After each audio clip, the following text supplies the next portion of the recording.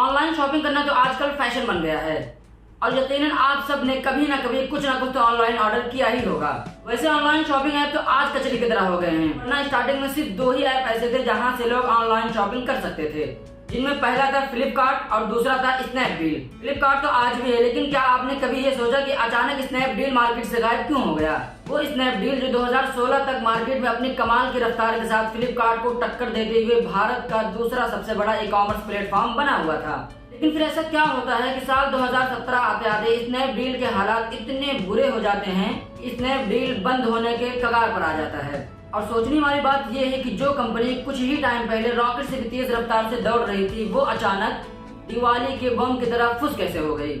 ऐसा क्या हुआ कि इंडिया की second most popular online shopping company अचानक दिवालिया होने के कगार पर आ गई? आखिर स्नैपडील ने ऐसी क्या गलतियां की जो नंबर 1 पर आने के बजाय मार्केट से खुद ही गायब हो गई? तो इसकी शुरुआत होती है साल 2010 में, जब ऑनलाइन शॉपिंग के नाम पर मार्केट में सिर्फ एक ही ऐप अवेलेबल था और वो था फ्लिपकार्ट। और ये वो दौर था जब इंडिया में ई कॉमर्स में कंपटीशन ना के बराबर था और ऐसे में ई कॉमर्स मार्केट में एंट्री लेना बहुत ही आसान था। और इसी का फायदा उठाकर कुणाल बहिल और रोहित बंसल ने मिलकर स्नैपडील नाम की एक ई कॉमर्स कंपनी बनाई। स्टार्टिंग में स्नैपडील ने मार्केट में अपनी कमाल की गुडविल बनाई। उसके ऑफर्स, कलेक्शन और सेल्स के लोग दीवाने हो गए। स्नैपडील की इस पॉपुलैरिटी को देखकर बायर और सेलर्स भी इससे अट्रैक्ट होने लगते हैं। यहाँ तक कि एक टाइम पर तो Ratan Tata, eBay, SoftBank, Nexus venture जैसे बड़े बड़े इन्वेस्टर्स ने स्नैपडील में इन्वेस्ट करना फायदेमंद समझा। और इसी वजह से महज 6 सालों के अंदर स्नैपडील भारत के शुरुआती यूनिकॉर्न्स में से एक कंपनी बन गई। इसी के साथ साथ स्नैपडील की बढ़ती मार्केट वैल्यू फ्लिपकार्ट को भी अब चुभने लगती है, क्योंकि साल 2016 में $6.5 बिलियन के साथ स्नैपडील भारत की दूसरी सबसे बड़ी ई कॉमर्स कंपनी बन गई थी। द इकोनॉमिक टाइम्स को दिए गए एक इंटरव्यू में कुणाल बहिल ने खुद ही बताया था कि मार्च 2016 तक स्नैपडील फ्लिपकार्ट को टक्कर देते हुए भारत का नंबर 1 ई कॉमर्स प्लेटफॉर्म बन जाएगा। जिसके बाद अपने इस विजन को पूरा करने के लिए कुणाल बहिल तकरीबन 11 जानी मानी कंपनीज को अक्वायर कर लेते हैं, जिनमें फ्रीचार्ज और यूनिकॉमर्स जैसी पॉपुलर कंपनीज भी शामिल थी। लेकिन सवाल ये है कि जब साल 2016 तक स्नैपडील इतना कमाल का परफॉर्म कर रही थी, तो अचानक ये बंद होने की कगार पर कैसे आ गई?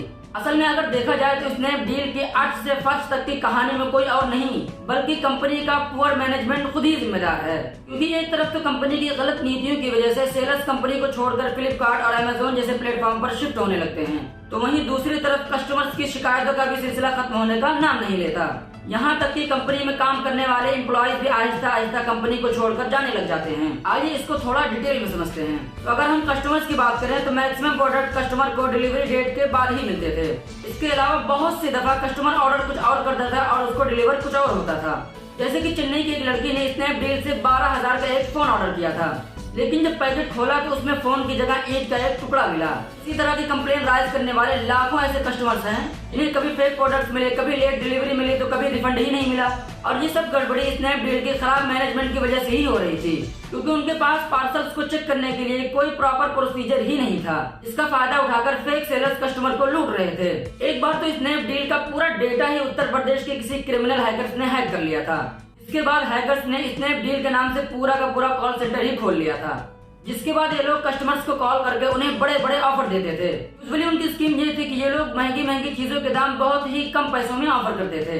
कस्टमर्स को ये बोलते थे कि अगर आप तुरंत पेमेंट करते हैं तो आपको ये चीज इसी प्राइस में मिल जाएगी। ऑफर्स इतने अट्रैक्टिव होते थे कि कोई भी लेने के लिए तैयार हो जाए। जैसे कि लेटेस्ट आईफोन ले लो सिर्फ 26,000 में, या फिर A to Z कुछ भी ले लो अप टू 70% ऑफ में। अब किसी को भी यही लगता है कि यार स्नैपडील जैसे कंपनी का फोन आया है, ले लो, क्या दिक्कत है। और एक्चुअल में उस टाइम पर ऑनलाइन के ऑफर्स भी काफी अट्रैक्टिव हुआ करते थे। लेकिन किसको पता था कि ये कॉल स्नैपडील की तरफ से नहीं बल्कि साइबर क्रिमिनल की तरफ से थी, जिन्होंने हजारों लोगों का चूना लगा दिया। और इन्हीं सब रीजंस की वजह से स्नैपडील के कस्टमर्स आहिस्ता आहिस्ता अमेज़न और फ्लिपकार्ट की तरफ शिफ्ट हो गए। अगर बात करें सेलर्स की, तो कस्टमर की तरह सेलर्स भी स्नैपडील से धीरे धीरे मूव करना शुरू कर देते हैं। वैसे तो स्टार्टिंग में ज्यादा से ज्यादा सेलर्स स्नैपडील से जुड़ना चाहते थे, क्योंकि तब स्नैपडील उनके लिए बहुत ही ज्यादा प्रॉफिटेबल था। क्योंकि सेलर्स को दूसरी कंपनी जहां 21 दिन में पैसे देती थी, वहीं स्नैपडील अपने सेलर्स को सिर्फ 7 दिनों में ही पैसे दे देती थी।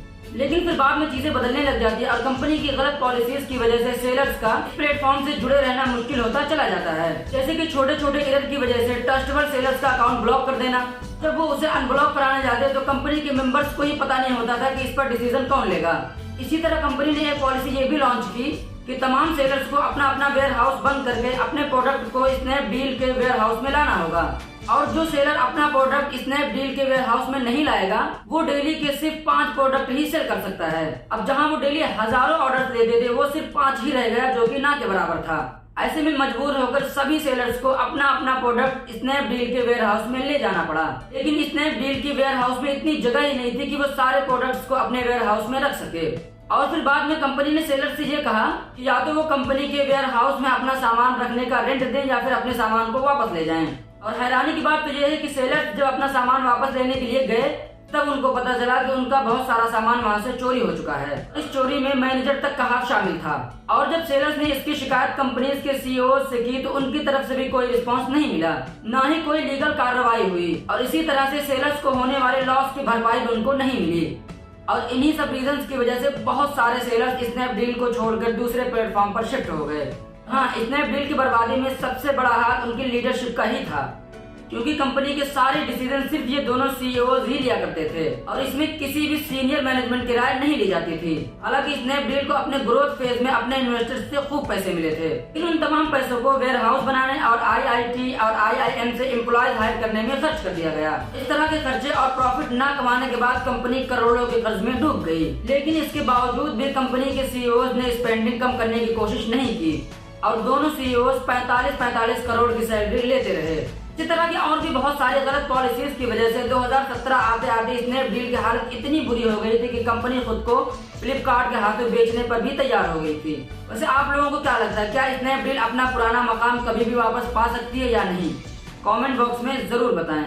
और अगर वीडियो पसंद आई है तो वीडियो को लाइक, चैनल को सब्सक्राइब जरूर करें।